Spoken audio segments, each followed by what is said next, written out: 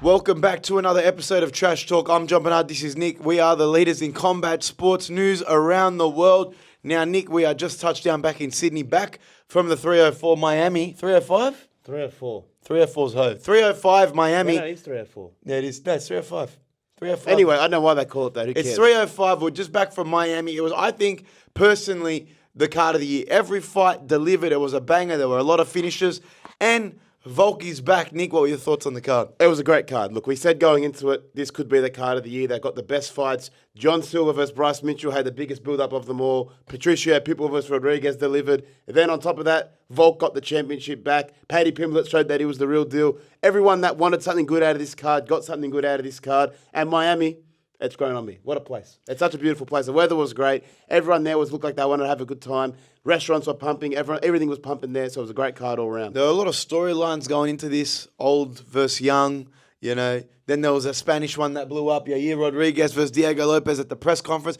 It was just entertaining all around. There's a lot of fights to make after this, but essentially that one of the young, hungry cats going up against the old bulls. Paddy Pimblett showed that he was younger and hungrier than Michael Chandler, but Volk said he's still got it at 36 years old. And look, Dustin Poirier did say something after the fight of like, everyone's odometer or their mileage runs out at some point. You just don't know when it's going to hit you. And for Michael Chandler, it looks like it hit him. And for Volk, it looked like it didn't. So, yeah. I mean, it's just going to hit everyone at some point.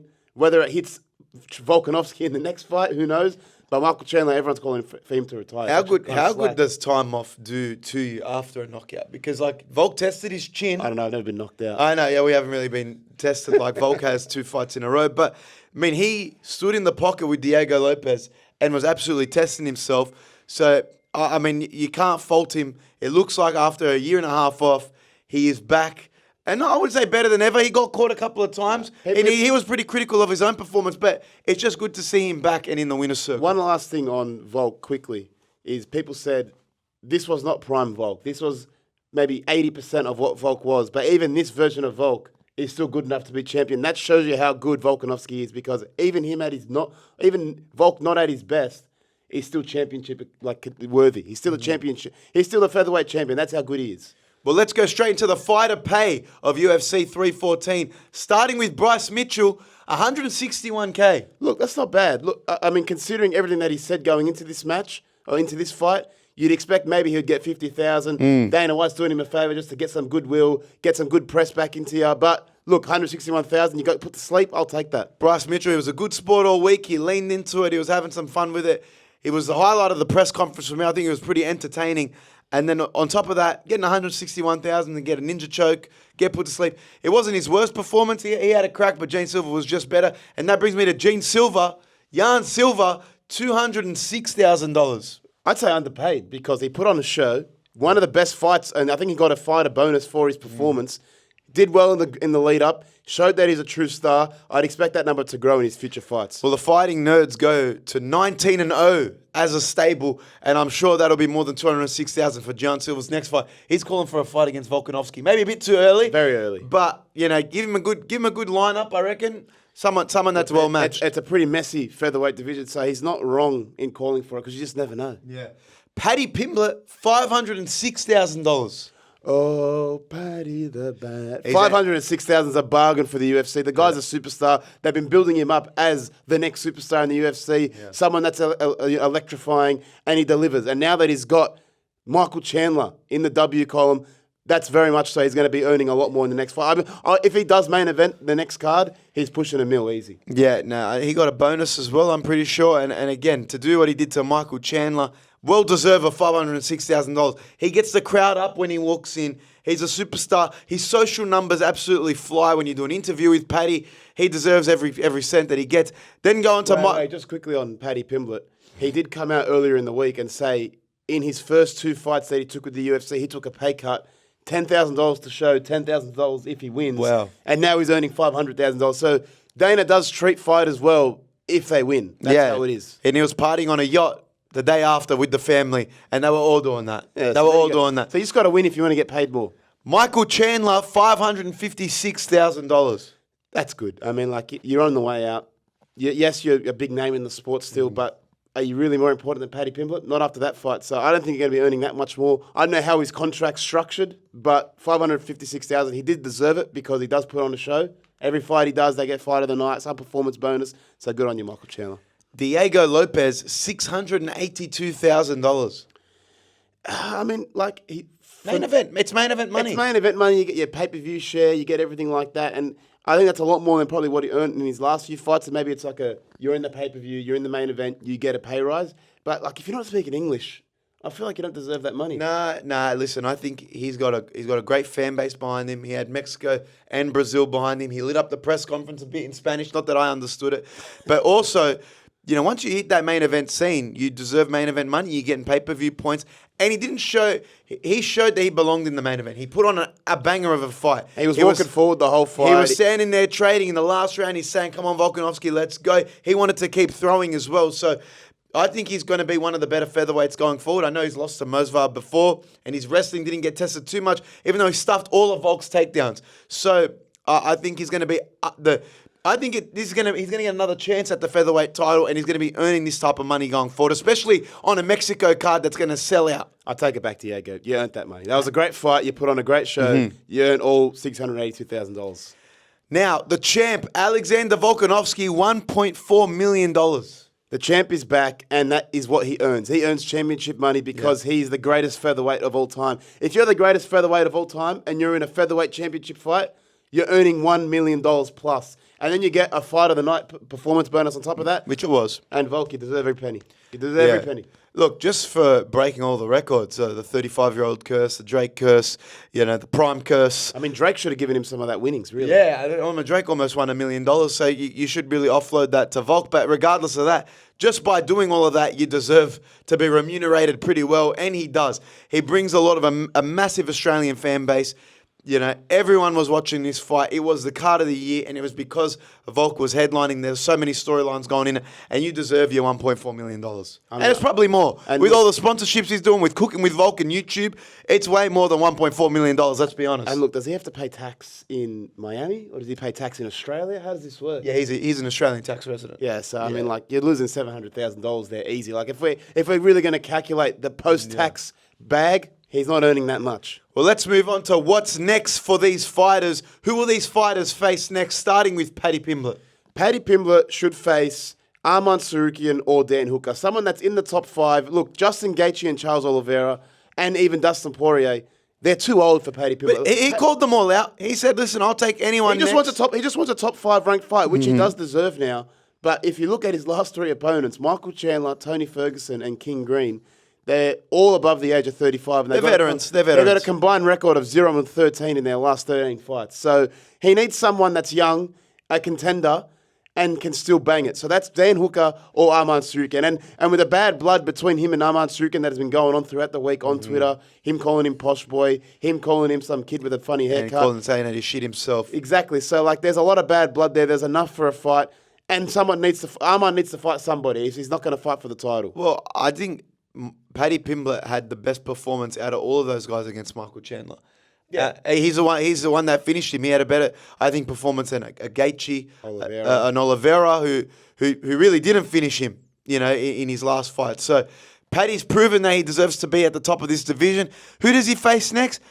I like the sound of Arman Tsarukyan. I also like him facing Justin Gaethje. It would fit into the guys that he's knocked off. Justin Gaethje, he faced Rafael Fiziev on 2 weeks' notice, and he's calling for a title shot. This would be the perfect time to do. You face Paddy Pimblett, winner gets a title shot. Because you can make an argument that Charles is already in line for a title shot. You got Ilia Topuria making his claim for International Fight Week. People are saying, it worked perfect to welcome Ilia to the division. I don't think so. I think Ilia, after vacating the title, has been promised a title shot, and he wouldn't want to face a guy that's ranked 7 right now. But ultimately, I think, Paddy versus Gaethje. Justin Gaethje. Paddy versus Gaethje would make the most sense for me, and the winner could have some title implications. That's the problem, though, with the lightweight division. Tsarukyan wants a title Everyone's shot. got a title Justin shot. Gaethje wants a title shot. Charles Oliveira wants a title shot. Dustin Poirier doesn't want to face anyone because it's a retirement fight. Max Holloway, no one even mentions his name anymore.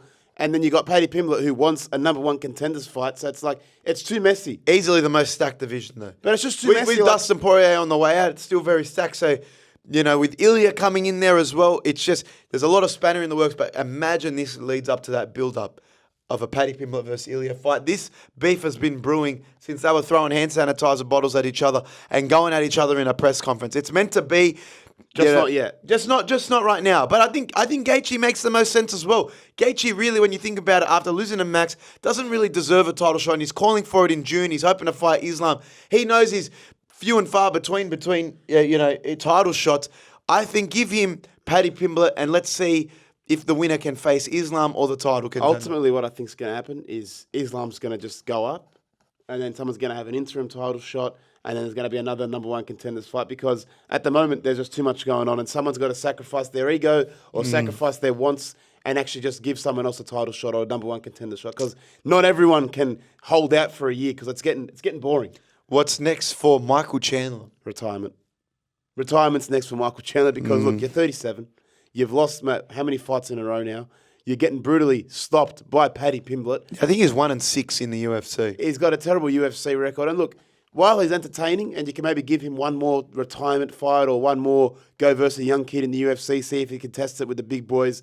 But in the end, it's like, what's the point? You're putting yourself through terrible. Like, if you looked at his face post-fight. It's hard to look at. We saw him in the backstage just crossing us. His eye, I can imagine his body feels like he's just been in a car crash. Like, you're taking years off your life. If you're not going for the title, if there's no path back to the title. To be honest, listen, he looks strong. In round one, he was ragdolling. You could see he comes out with energy. He's got strength. Yeah, he's got strength. He's a round one, round two fighter, especially in a 5-round fight. He's explosive. He's so strong. But, I mean, Paddy just weathered the storm, and he got gassed out by the third round. But ultimately, I think you're right. Apparently, Hunter spoke to him backstage about the potential of retirement. I don't think Michael's going to be the one to retire. He wants that Dustin Poirier-like send-off. And Dana White said in the post-match press conference, he puts on entertaining fights. He goes out there, he does his job. But ultimately, he's just not getting wins in the UFC. He's still in the top 10 ranking. So I think if he wants to face someone next, face someone that wants to get into the top 5, like a Mateus Gamrot, like someone that's pushing into that top 10, Dan Hooker, who's in the top 10 already, but just wants to get into that top 5 and wants a name on their resume. But yeah, I think retirement. I mean, if you're earning $500,000 per fight, I probably wouldn't want to retire either. But that's going down. Doesn't matter. He might be on a fixed contract. I don't know. But the only fight that you should maybe consider, as always, Conor McGregor. If Conor McGregor still comes back, Michael Chandler's the fight that still makes sense for him. Jeez, yeah. I mean, he must regret not waiting out. But, I mean, he was never going to get that fight. He goes, you know what, I'm going to stay active and prove to Conor that I'm the one in here doing it day in, day out. And then he loses 2 in a row. That's just rough. And, he put himself on the line. He's earned good money. And, I just think Conor wasn't going to come back anyway. Paddy Pimblett's now calling out Conor McGregor, which that would sell out Wembley Stadium. It feels like Paddy Pimblett has just taken Michael Chandler's opportunities after beating him. Yeah, no, it's tough. I mean, Michael Chandler, that's what happens though when you lose. If he had won the fight, shoot straight back up into the top of the rankings. Conor McGregor fight's happening. So it's just it's a victim of circumstance. You lose, this is what happens. Let's go to Diego Lopez. Now, after a great showing against Volk, a 5-round war, I think we tipped Volkanovski to win by decision because... Made the most sense. It did. It made the most sense. And you know what? Diego brought it. You saw Volk's face. The guy can't talk. He said he's struggling eating right now. Where I think Diego goes next from here, it's easy, Yair Rodriguez. Yair's calling for a rematch against Volk, which I don't think makes sense. Yes, you had a good showing against Patricio Pitbull, but Volk's beaten you. He's gone through that division. Give him some new blood. Give him some new contenders that are ranked 1 right now. I think Yair, with the bad blood that was at the press conference, Yair versus Diego makes a lot of sense right now. I can't think of another opponent for Diego Lopez. The only opponent besides Yair Rodriguez, because I do agree with that, if you're yelling at each other at a press conference, you got to set up the fight. Dana, Hunter, make it happen. But if Diego Lopez doesn't fight Yair Rodriguez, then he should fight Movsar Evloev. As a title eliminator, Movsar Evloev dropped in the rankings. And he's like, listen, I don't know what's going on. I've beat Aljamain. I've beat He's beaten Diego Lopez. Yeah. I've beaten all these top-ranked contenders. Let me fight the champion. But he goes, if I'm not going to fight the champion, let me fight a top-ranked contender again to get that number 1 contender shot. And that's Diego Lopez. They've already fought before. It was on short notice. So it does make sense for them to rematch again. And if Evloev does win that fight, he can go for the title. If Lopez wins that fight, he deserves a rematch as well because he did put on a good showing, didn't get knocked out. And it was his first title fight. So I think Diego, everyone after the fight was like, look, this kid's got talent. This kid is a future champion. So why not keep him in the mix, not push him too far down the rankings? Don't make him verse someone that's a no-name. Let him verse someone that's high in the rankings. Mosvar to top fight, make it happen. Well, Yair looked great, and let's be honest, that kind of took over the press conference. Well, people said, like, Diego Lopez is Brazilian, lives in Mexico. Yeah. A lot of Mexican fans love him. Yair's got a Mexican contingent as well. But you do this that kind of battle. You do this in a card in Mexico. Well, September's UFC Mexico City. So it makes sense. This makes sense. You put the Mexican versus Brazilian Mexican in the main event. Let people pick a side. It'll be a civil war in Mexico. Yeah. It'll sell out. Yair says he's in the best shape he's ever been. He's in the best mindset he's ever been. He's not the fighter that he once was. He's taken himself very seriously nutritionally. He's training. He looked great. He called out Diego. He said he wanted him next. He wanted him with a title, and that fight would have made even more sense.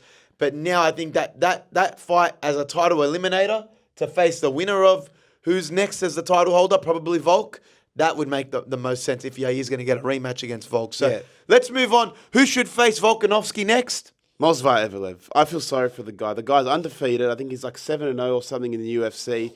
He hasn't lost. He looks dominant in most of his victories. I know he had a split decision against Aljamain, but he looked like he won that fight. He's beaten all the top people in his division. Yes, he maybe has a bit too much time in between his fights, but maybe that's not his fault. Maybe people don't want to fight him. But if you do say who is next, who is most deserving, it's Movsar Evelev. And Volkanovski, he's even said it as well. He's like, look, if I'm looking at who's in the rankings, who's in this division, he wants Movsar next. It makes the most sense. And I think Volk's saying that because he knows he can beat him. Like, I don't know why he's saying that. He's so confident about that. But if Volkanovski wants it to happen, Movsar wants it to happen, who's stopping this from happening? It's the UFC. Ultimately, like Volk said in all his post-match press conferences, he said, well, whoever the UFC gives me next, I'm taking. Then he went on his YouTube channel and he said, I'm definitely going to fight again. It's just whether it's going to be 1 or 2 more fights this year. After how banged up he was, I think he's going to get 1 more in. He said he had some hand issues. His face was cut up. He was bloodied and bruised. But ultimately, he wants to go again. And he says it makes sense. He said it even to us. It makes sense that it's Movsar Evelev.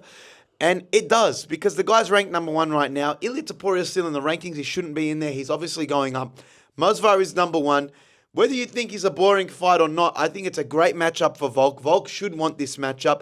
If he can just weather the storm of his wrestling, Volk can utilize that jab that he was killing Diego Lopez with, keep him at bay. I think he's the better striker, and Volk probably wins this at his age here and how he was against Diego. I think he beats Movsar here. So it makes sense for Volk. It makes sense for the UFC for Volk to go on another run, pair him up with Movsar Evelev, and see who he can face next. But I think Movsar makes the most sense. Would you like Merab versus Volk? If Merab beats Sugar Sean, you don't want it? Only because I think Merab's gas tank is absolutely crazy. He would be fresh in every single round against Volk. I don't know how his striking would compare. I just want to be a bit too small, but like it would just be such a good, interesting fight. Like I know Merab said, I love him too much, I respect him too much, I wouldn't do it. He also said he's too good. He's also said he's too good. Yeah. So I don't know, that's him surrendering that he's going to lose. But it's just something that would be cool. Like I always like those big double champ fights. And if it's going to happen, like, why not? Merab's cleared through his division. What I would like to see is Volk to beat Movsar, go on 1 more run, maybe beat Yair again, right? Yair or Diego Lopez rematch, who knows? And then versus Ilia. And then it's champion versus champion. Volk versus Ilia. Potentially Volk's retirement fight. Volk to defend his title twice would be absolutely crazy at this age. The guy's 36 years old. He's turning 37 in September. To go on another run at this age cements him as the featherweight GOAT and one of the GOATs in the UFC. When you're talking about Anderson Silva, you're talking about John Jones and Demetrius Johnson. Volk is now in that conversation, especially if he goes on another run and beats Movsar next. And look, for Volkanovski, don't go to the lightweight division. As much as I love you, Volk, if you're going up in weight to face someone that's knocked you out... It's on his mind, though. He's said it before. He goes, maybe we have that Ilia fight down the line. We're at different stages of our career when we both have the belts potentially. That would be crazy. And again, that would sell. That would do numbers. Okay, but talking about Volkanovski, who... After this fight, people are saying, yeah, look, he's a top 5 UFC fighter of all time. Easily featherweight GOAT. He's cemented himself as a featherweight GOAT. But what I was surprised by was how much people love Volkanovski. Everyone that I knew in Australia put up a post about Volkanovski post-fight. The champ is back. The king is back. The champ is here. Adversity is a privilege. Everyone was quoting that. And you love to see it. Australia gets behind Volk. And then it went as far that Cristiano Ronaldo put up a story, put up a tweet, put up an Instagram post. The champ is back. Islam Makhachev, a former opponent, the real champ in sport and life, put out a tweet, put up an Instagram story Respect. calling him a legend. Marab telling us how much he loves him. Diego Lopez, post-fight, called him a legend, said it's an honor versing you in the octagon. Everyone loves Volkanovski. He might be the most liked and most respected person, not only in the UFC, but in the world. Was there a more likable guy on earth? Like, really be honest. Like, there's a guy that you can't really say a bad word about. He doesn't have a bad word to say about a lot of people. To do what he did, to break all the curses, the Drake curse, the over 35 curse, the Prime curse, and then go on to do that, deliver that speech to Joe Rogan in the post-fight interview. He goes, that's the stuff that movies are made out of, and people want to get behind that. It's someone to get behind. He is Alexander the Great. You know what I mean? He's won everybody over. I mean, like, even every fighter, when they talk about their favourite fighters, Volkanovski's in that conversation. Andrew Tate and Tristan Tate, for some reason, Volkanovski's their favourite fighter. Yeah. And look, there might be something like tunnel vision. I don't see it because we see Volk all the time. I don't really understand like his overseas perception. But everyone loves Volk, and it's great to see because Volkanovski does deserve it. He's a great guy, in and out of the octagon. Like, anytime we do an interview with him, always gives us a great interview, always gives us time. I know he pranks us, but he's still a legend. And just imagine, like, a guy from Wollongong just going on to be one of the most well-known UFC fighters of all time, gaining the respect of Cristiano Ronaldo, every UFC peer. There were guys that wrote him off. You got guys like Chael Sonnen, and, some pundits say, sorry, I just think Diego Lopez... MMA Guru just thinks Diego Lopez gets the better of him here, and he's proven a lot of people wrong. But the craziness to me is how liked he is and how world-renowned he is. When you have the best football player in the world, Ronaldo, saying the champ is back, you've beyond made it. You are UFC royalty, UFC Hall of Fame worthy. You're in the GOAT conversation. And everyone was talking about how when he beat Max Holloway the first time, even when he beat Max Holloway the second time, people hated Volk. He was not a fan favourite. So he's grown on people so much that he's become their favourite fighter. And the memes were going, look, if Volkanovski loses this weekend, some people said they were going to call it on their life. Yeah, that's how much people love him. The memes were crazy. They'll be breaking TVs. They'll be crying, depressed. And he saved a lot of people. Look, I think the total world population would have decreased if Volkanovski had lost. So lucky he won. Well, speaking of the curses that he broke, like we said, he was in the ring and he spoke to us after saying that, going into the over 35 curse, that was a big one for him. Everyone had written him off. But the big one for me was the Drake curse. We brought it up pre-fight with Tai Tuivasa. Tai Tuivasa thinks Drake's betting on him a lot. That's how much he's cursed. But for Drake's first slip of the year, he put it on his story. He had Volkanovski to win, made a killing, definitely got rewarded. Is the Drake curse officially over? It could be. Volkanovski could have changed the tide of history for Drake. Drake could now be the best gambler of all time. Well, look, I don't think we can say gambling on socials because we don't get this video taken down. Maybe the best predictor of all time. Yeah, now, why I say that is he hasn't always lost, Drake, but his win-loss record is absolutely horrendous. It's abysmal. But apparently people are pointing out in the comments that, if you're going dollar for dollar, he's up right now. Drake is up over time. And I know it's stake and, there could be fake slips or whatever, but he predicted Volk in this fight. Imagine Drake goes on a run in the UFC. He didn't have Alex Pereira. He didn't have anyone like Sean Strickland or DDP early on. He started with a clean slate in March. Drake could potentially go on a massive run with a great start picking Volkanovski. I wonder who he has in Canada. I think he's definitely taken Bilal Muhammad. Could you imagine Drake, after all this history of being the worst predictor, worst picker of all time, having the curse, the Drake curse, having this Drake curse? Because look, historically, if Drake bets on you, you're done. You're finished. You're basically lost. Yeah. So now, what if we have turned the page over? Volkanovski's changed the timeline. We're going in an alternate timeline where Drake, every time he puts a bet on someone, anytime he puts money on someone, you get behind them. You back him. You tail that bet because Drake's the predictor. He's the guy. If you put money on him, that fighter's going to win. That team's going to win. Look, that could happen. I'd like to see it. Imagine he goes on a run now, and this I'm is like... sure, his UFC knowledge has gotten better after all those losses. What's the opposite of a curse? It's an endorsement. Yeah, so imagine the Drake endorsement is what it becomes. No longer Drake curse, it's the Drake endorsement. Yeah, once you get that nod from Drake, you're winning. Yeah. I'd like to see it. I'm sure after losing all that money, you become somewhat of an expert in the sport. No, I think usually it's just become worse. That's how gambling works. You just keep losing more. Well, let's talk about the UFC rights. It's become a big topic of discussion. UFC have finally reached the point where they can negotiate with other streaming services.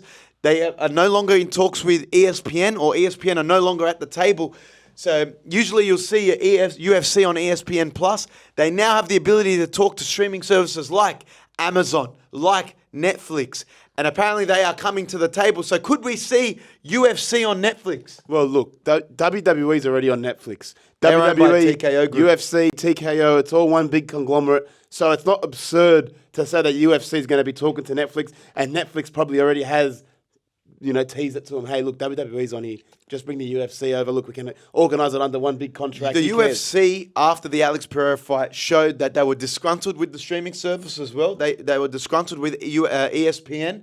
They said there was some issues with the streaming.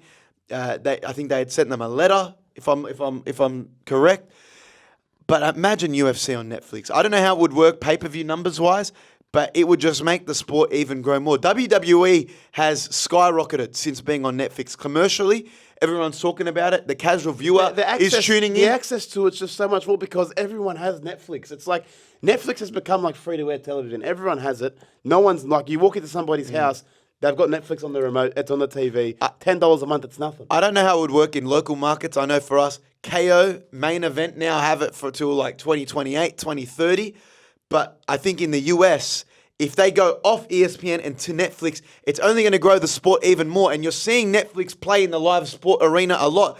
NFL games are on Netflix. You got WWE on Netflix now as live sport. We had Jake Paul versus Mike Tyson on Netflix, and everyone tuned into that. So when you're talking big fights coming to Netflix, and Dana White already working with Netflix, with TKO Group and Turkey Al Sheikh, I think it makes the most sense. Apparently, the deal is all but done, and you will see UFC on Netflix pretty soon.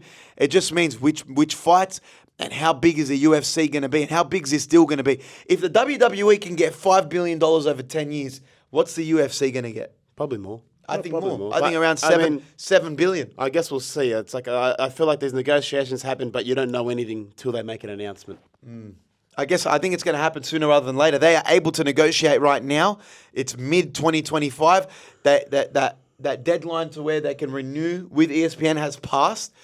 And I think UFC on Netflix, or they do that one where it's like, hey, we got these a set amount of pay-per-views on Netflix. We have these fight nights on Amazon.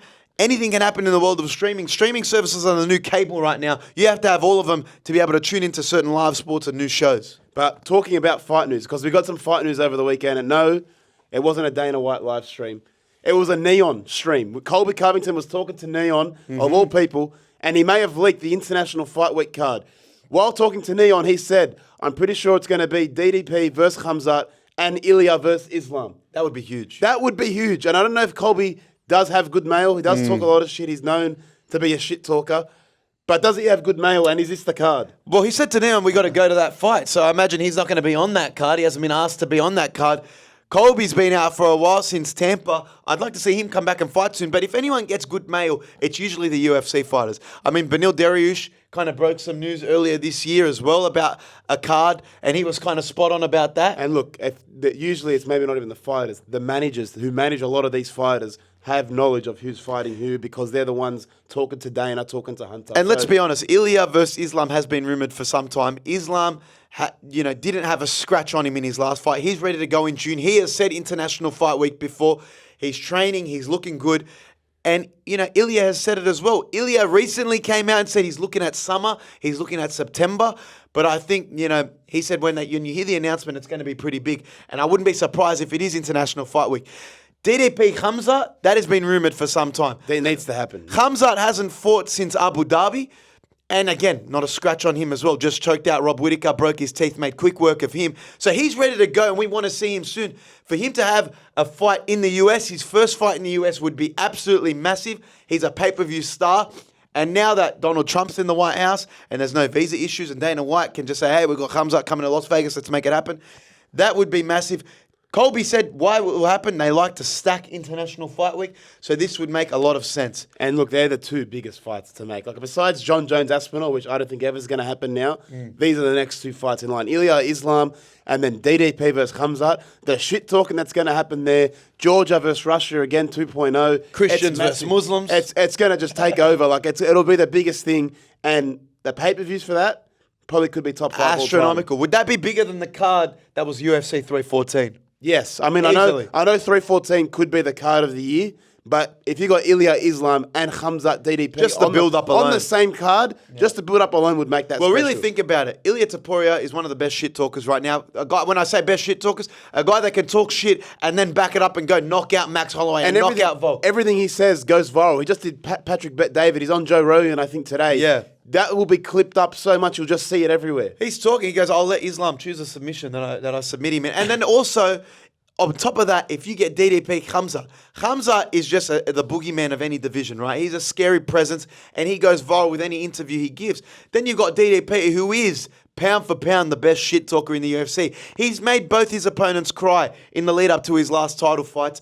You know, the guy can talk shit with the best of them, and he would have his back up against the wall here, which I think he likes. Yeah, look, if he's going at Khamzat's health issues or maybe his kid, I don't know if Khamzat will cry, might kill him, but tread carefully, DDP, with how you shit talking that one. Definitely. You know, I mean, Khamzat's no person to shit talk, and I don't think DDP cares. DDP will go at him. He can handle his own business. He's done it before. But I don't know if you want to do it to Khamzat. That would be a massive pay-per-view in Las Vegas. Let's talk about other things that are happening in Las Vegas this week. It is WrestleMania week, WrestleMania 41. Nick, let's go straight into the predictions with the big main events, starting with Cody Rhodes versus John Cena. John Cena's winning and getting number 17 title reign because he deserves it. That's what's best for business. And you're not turning John Cena heel if he's not winning the title. Otherwise, it'd be the biggest waste of time ever. Cody Rhodes, I don't think, needs the title, but then again, John Cena as a heel doesn't need the title either. Yeah, but it adds to the storyline. But with Backlash being in St. Louis, a John Cena versus Randy Orton in St. Louis makes a lot of sense than, you know, Randy Orton versus Cody Rhodes, even though they have teased that in the past. They have teased it, I think, almost maybe 3 or 4 weeks ago. But again, I think John Cena wins here. It's what the crowd wants to see, a heel Cena go on one last title run. That would make the most sense. Let's talk about the other main event. The winner of the Royal Rumble looks like it's going to be opening the show, Jey Uso versus Gunther. Mid-event Jey Uso, not main event Jey Uso, because he's opening the show. And look, people have said this is the worst build-up ever, but Jey Uso's just going to win because they kind of need that feel-good moment. You open the show, everyone's going to be eating in the opening of the show. It's going to be easy. And you can't have simple prediction. all the good guys winning. So if John Cena wins, you got to kind of give Jey Uso his win. And I think Gunther's been doing a lot of great work as well. He's been carrying this build-up, and credit to him. I feel like he deserved probably a better title reign, and he's going to be losing to Jey Uso, but I think he could potentially get it back down the line. Someone commented on Twitter, it was like, can we hurry up and get to Backlash where Gunther takes back the title? Yeah. People are harsh. Well, let's move on to actually the bigger main event, I think, than main event Jey Uso. CM Punk versus Seth Rollins versus Roman Reigns, the triple threat. I think this is going to be one of the best triple threats in, WrestleMania history. Where does Paul Heyman sit? Where does his loyalty lie? Is he going to line up with CM Punk? Is he going to line up with Roman Reigns? Or does he turn on both of them and go to Seth Rollins? Who wins? This is the toughest one to predict because CM Punk really doesn't need the win. Roman Reigns, he's known now for putting people over. He's happy to put someone over if it makes sense for business. He's not really selfish and like, I need to win. Yeah. And Seth Rollins, look, he's kind of the odd man out here. He does kind of need the win. I think when you say that, he's the person that needs the win most. He needs the win the most. He hasn't won a Mania in some time. He copped the short end of the stick last year, losing to Drew, and then just being an assistant to Cody. Everyone says he was the MVP last Mania. He needs the win. He said, I'm doing it for the full-time wrestlers, because if it's in the hands of the Roman Reigns and the CM Punk, wrestling's gone part-time. And how many times have we seen this storyline? And John Cena versus Rock, and it's part-timers versus full-timers. But Seth Rollins does need the win. CM Punk, I'd like to see him win in his main event. But Seth Rollins, if you look at the favours he's done over the last couple of years, he was like 0-4 against Cody. Putting over Cody Rhodes. He put over CM Punk on the Raw on Netflix. Didn't need to do that. He could have stood his ground and been a diva. Didn't do it. He's lost his title, like you said, last Mania. He's lost to Roman Reigns in the Tribal Chief run. Like, he has done a lot of favours. And I think he deserves a nice victory at WrestleMania. And that would make a lot of sense. There's been a lot of build-up into this CM Punk versus Roman Reigns and the battle for Paul Heyman's loyalty. That could happen at SummerSlam. So I think give Seth Rollins the rub here, and that could go over to him facing, getting in that title scene, facing the Gunthers, the Jey Usos, and going straight back into that title scene. He deserves a title shot. As much as I'm not a fan of the way he dresses, I still think he's an entertaining guy, and he does deserve a title run. Any other matches that you're excited about in WrestleMania? The only other fight, Tiffany Stratton versus Charlotte Flair. There's been a little bad blood. Usually I'm not a Divas fan, but this is a fight where I think Charlotte Flair's going to win because she's Charlotte Flair. I don't think Charlotte Flair wins this one. I think who knows, because she did do the favour to Rhea Ripley in previous WrestleManias. the feuds got interesting because they went personal. They went, hey, Kaiser's in my DMs and you're old and divorced. Yeah, look, he's definitely not in her DM. Very rough, very rough. You know, I like when a feud gets personal. They're blurring the lines between reality and fiction. But again, I think Tiffany Stratton's the future of the Divas division. And I think they're going to go with Tiffany in this one. Okay, then last match, the Fatal 4-Way for the Intercontinental Champion. Dom Mysterio, Finn Balor, Bron Breakker. Bron Breakker, and Penta. Who you got? I don't think Bron Breakker needs to win. I think Dom. Dom needs to be rewarded for all the amazing work that he's been doing. The crowd absolutely hates him. But again, he's getting great heat. His job is to go out there and make you hate him. People hate him. And where would Dom go after this? If he doesn't win the Intercontinental Champion, where does he go? Is he just tagging with Liv again? The Judgment Day is definitely breaking up, so he needs to do something. And I think the Judgment Day breaks up here, and it's Dom turning on Finn Balor. And it's a way of segueing Bron Breakker to get out of the mid-card IC title up into the, go into that Money in the Bank, go into that championship. The same way Gunther lost his IC title straight into the world title picture. It's just a process. It's paying your dues, and this is part of his process. I think Penta's going on to do great things. I think he'll probably be tied up with his mate, Ray Phoenix. Yeah. Who's just debuting? He already debuted. And like I said, I think Dom probably needs it most. A Dominic Mysterio, Eddie Guerrero like Intercontinental title run would be great. Him and Liv Morgan, tearing it up with champions. But yeah, I don't think Finn Balor needs it, and I don't think Bron Breakker needs it. Penta will go on and be a luchador with his tag team partner and just go and climb the ranks in WWE. Dom needs it the most. I'm going with Dom Mysterio. Yeah, look, mate, that's and he deserves it. And I think this would probably be a good WrestleMania. People have kind of doubted it, but it should be a good WrestleMania. Well, that's all we have time for on Trash Talk. Thank you for tuning in. Make sure you subscribe to @Jon-Bernard K on Instagram and TikTok and @KRoosBros on YouTube for all of our combat sports takes. Thank you so much for tuning in. Back to you in the studio, Ryan.